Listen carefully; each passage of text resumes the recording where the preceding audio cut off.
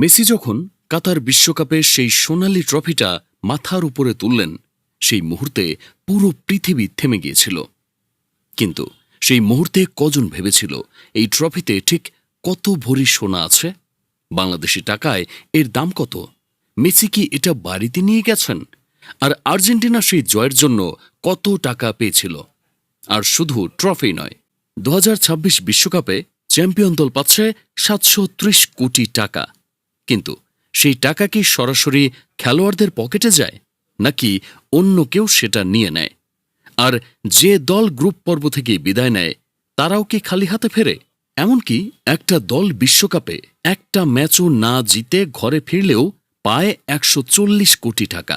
এটা কি তুমি জানতে? আর golden ball, golden boot, golden glove, এই পুরস্কারগুলো কেন দেওয়া হয়? কে সিদ্ধান্ত নেয়? এর পেছনে আসলে কত বছরের ইতিহাস আছে? আমরা এই ভিডিওতে বিশ্বকাপের পুরো পুরস্কারের হিসাব দেব, ট্রফির সোনার ভরি থেকে শুরু করে শেষ দলের প্রাপ্তি পর্যন্ত। শেষ পর্যন্ত থাকো, কারণ একদম শেষে একটা তথ্য দেব, যেটা জানলে তুমি বুঝবে ফিফা আসলে কত চালাকভাবে পুরো বিশ্বকে একটা খেলায় আটকে রেখেছে। প্রথমে ট্রফি আসলে কতটা সোনা? পৃথিবীর সবচেয়ে দামি, সবচেয়ে আকাঙ্ক্ষিত ট্রফি। কিন্তু আপনি কি জানেন কোটি কোটি মানুষের স্বপ্নের এই ট্রফিটি আসলে কতটা সোনা দিয়ে তৈরি? ফিফা বিশ্বকাপ ট্রফিটি তৈরি করা হয়েছে 18 ক্যারেট সোনা দিয়ে, অর্থাৎ এর 75 ভাগ খাঁটি সোনা আর বাকি 25 ভাগ অন্য ধাতুর মিশ্রণ। কিন্তু কেন? কারণ 24 ক্যারেটের বিশুদ্ধ সোনা ভীষণ নরম হয়। ফুটবলাররা যেভাবে বারবার ট্রফিটি উঁচিয়ে ধরেন বা নাড়াচাড়া করেন, তাতে খাঁটি সোনা হলে ট্রফিটি সহজেই মচকে বা ভেঙে যেত। 36.8 সেন্টিমিটার উচ্চতার এই ট্রফিটির মোট ওজন 6175 গ্রাম, যার মধ্যে খাঁটি সোনার অংশই হল 4927 গ্রাম। এবার যদি আপনাদের বাংলাদেশি হিসেব দিয়ে বোঝাই, এর ভরি সমান 11.664 গ্রাম। সেই হিসেবে এই ট্রফিতে মোট সোনা আছে প্রায় 422 ভরি, আর এর মধ্যে থাকা 75% খাঁটি সোনার পরিমাণ হিসেব করলে দাঁড়ায় প্রায় 316 ভরি বিশুদ্ধ সোনা। বিশেষজ্ঞ সংস্থা LSEG এর হিসাব অনুযায়ী আন্তর্জাতিক বাজারে সোনার দাম ব্যাপকভাবে বৃদ্ধি পাওয়ায় 2026 সালে এসে এই ট্রফির শুধুমাত্র সোনার বাজার মূল্যই দাঁড়িয়েছে প্রায় $7,13,000, যা 2022 সালের তুলনায় দ্বিগুণেরও বেশি। বাংলাদেশি টাকায় যা প্রায় 8 কোটি টাকা। কিন্তু এটা তো শুধু সোনার দাম। বিশেষজ্ঞরা বলছেন এই ট্রফি যদি কখনো নিলামে তোলা হয়, যা ফিফা কখনোই করবে না, তবে এর দাম $2 কোটি বা প্রায় 240 কোটি টাকা ছাড়িয়ে যাবে। কারণ এটি শুধু সোনা নয়, এটি 100 বছরের ফুটবলের আবেগ আর স্বপ্নের প্রতীক। ইতালির বিখ্যাত ভাস্কর সিলভিও গাজ্জানিগা 1971 সালে এর চমৎকার ডিজাইনটি করেছিলেন। ট্রফির নিচের অংশে দুটো সবুজ ম্যালাকাইট পাথরের রিং আছে, যা আমাদের পৃথিবীর প্রতীক। দুজন মানুষ এক হয়ে পুরো পৃথিবীকে আগলে ধরে ওপরে তুলে ধরেছে। চ্যাম্পিয়ন দল কি ট্রফিটা বাড়িতে নিয়ে যেতে পারবে? না। মাঠের ট্রফি তোলার উৎসব শেষ হওয়ার সাথে সাথেই ফিফা কর্মকর্তারা মূল ট্রফি নিয়ে চলে যান। জয়ী দলকে দেওয়া হয় সোনার প্রলেপ দেওয়া ব্রোঞ্জের একটি হুবহু নকল, যেটাকে বলা হয় ওয়ার্ল্ড কাপ উইনার্স ট্রফি। আসল ট্রফি থাকে সুইজারল্যান্ডের জুরিখে ফিফা মিউজিয়ামে। এই নিয়ম চালু হয়েছে 1974 সাল থেকে। এর আগে যে জুলস রিমে ট্রফি ছিল, সেটার নিয়ম ছিল 3 বার বিশ্বকাপ জিতলে দল স্থায়ীভাবে ট্রফি রেখে দিতে পারবে। ব্রাজিল 1970 সালে তৃতীয়বার জিতে সেটা নিয়ে গিয়েছিল। কিন্তু 1983 সালে সেই ট্রফি রিও ডি জানেরো থেকে চুরি হয়ে যায় এবং আর কখনো পাওয়া যায়নি। সেই ঘটনার পরেই ফিফা সিদ্ধান্ত নিল নতুন ট্রফি কেউ স্থায়ীভাবে রাখতে পারবে না। এবার টাকার হিসাব। 2026 বিশ্বকাপে কে কত পাচ্ছে? 2026 বিশ্বকাপে ফিফা মোট $871 মিলিয়ন পুরস্কার হিসেবে বিতরণ করছে, যা ফুটবলের ইতিহাসে সর্বোচ্চ। 2022 সালের তুলনায় এটা 65% বেশি।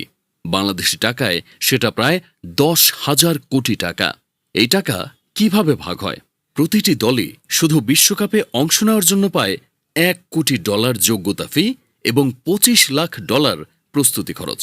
মানে মাঠে একটা বলেও না লাথি মেরেও প্রতি দল পায় $1,25,00,000, বাংলাদেশি টাকায় প্রায় 140 কোটি টাকা। এরপর মাঠের পারফরম্যান্স অনুযায়ী আরও টাকা আসে। গ্রুপ পর্বে বিদায় $90 লাখ, মোট পাবে প্রায় $2,15,00,000। Round of 32 $1,20,00,000 performance bonus. Round of 16 $1,50,00,000। Quarter final $2,50,00,000। Semifinal $3,50,00,000। তৃতীয় স্থান $4 কোটি। Runners up $3,30,00,000 performance bonus. সব মিলিয়ে প্রায় $4,55,00,000। চ্যাম্পিয়ন পারফরম্যান্স বোনাস একাই $5 কোটি। প্রস্তুতি খরচ ও যোগ্যতা ফি যোগ করলে মোট পাবে $6.5 কোটি ছাড়িয়ে বাংলাদেশি টাকায় প্রায় 730 কোটি টাকা। তুলনা করা যাক, 2022 সালে আর্জেন্টিনা বিশ্বকাপ জিতে পেয়েছিল $4,20,00,000, এবার পাবে $6,35,00,000। মাত্র 4 বছরের পার্থক্য প্রায় $2 কোটি। কিন্তু এই টাকা কি সরাসরি খেলোয়াড়রা পায়? না, ফিফা এই টাকা দেয় সেই দেশের ফুটবল ফেডারেশনকে। ফেডারেশন তারপর নিজেদের নিয়ম অনুযায়ী খেলোয়াড়দের মধ্যে ভাগ করে দেয়। বিশ্বকাপে আর কি কি পুরস্কার দেওয়া হয়? টাকা আর ট্রফি ছাড়াও বিশ্বকাপে 5টি বড় ব্যক্তিগত পুরস্কার আছে। গোল্ডেন বল, সেরা খেলোয়াড়। 1982 সালে স্পেন বিশ্বকাপ থেকে এই পুরস্কার চালু হয়। সাংবাদিক ও বিশেষজ্ঞদের ভোটে টুর্নামেন্টের সেরা খেলোয়াড়কে দেওয়া হয়। এটা শুধু গোল্ডেন হিসাব নয়, সামগ্রিক পারফরম্যান্স, নেতৃত্ব, মাঠে প্রভাব সব মিলিয়ে বিচার হয়। 2022 সালে মেসি দ্বিতীয়বার এই পুরস্কার জিতেছিলেন। এটা ইতিহাসে প্রথম। গোল্ডেন বুট, সর্বোচ্চ গোলদাতা। গোল্ডেন বুট দেওয়া হয় বিশ্বকাপের সর্বোচ্চ গোলকারীকে। দুজনের গোল সমান হলে প্রথমে অ্যাসিস্ট দেখা হয়, তারপর কম সময়ে বেশি গোল করেছেন কিনা সেটা বিচার করা হয়। 2022 সালে কিলিয়ান এমবাপ্পে 8টি গোল করে এই পুরস্কার জিতেছিলেন, ফাইনালে হ্যাট্রিক সহ। গোল্ডেন গ্লোভ, সেরা গোলকিপার।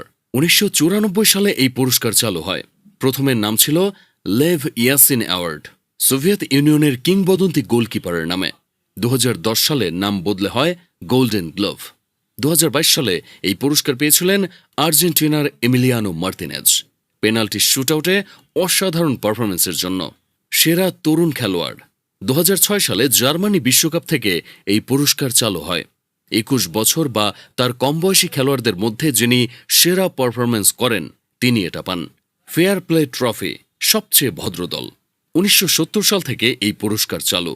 যে দল সবচেয়ে কম হলুদ কার্ড ও লাল কার্ড পেয়ে নকআউটে উঠেছে তারা এটা পায়।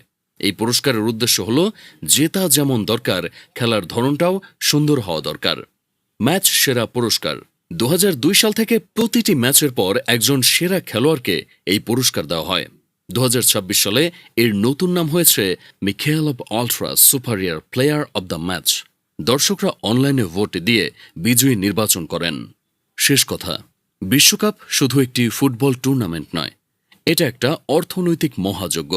$871 মিলিয়ন পুরস্কার, 422 ভরি সোনার ট্রফি, 5টি আলাদা পুরস্কার যা একজন খেলোয়াড়ের ক্যারিয়ার পাল্টে দিতে পারে। কিন্তু সব হিসেবের শেষে একটাই সত্য, মেসি যখন কাতারের সেই ট্রফি তুলেছিলেন তখন তিনি টাকার কথা ভাবেননি, সোনার ভরির কথা ভাবেননি। সেই মুহূর্তটার কোনো দাম হয় না, সেটাই বিশ্বকাপের আসল মূল্য।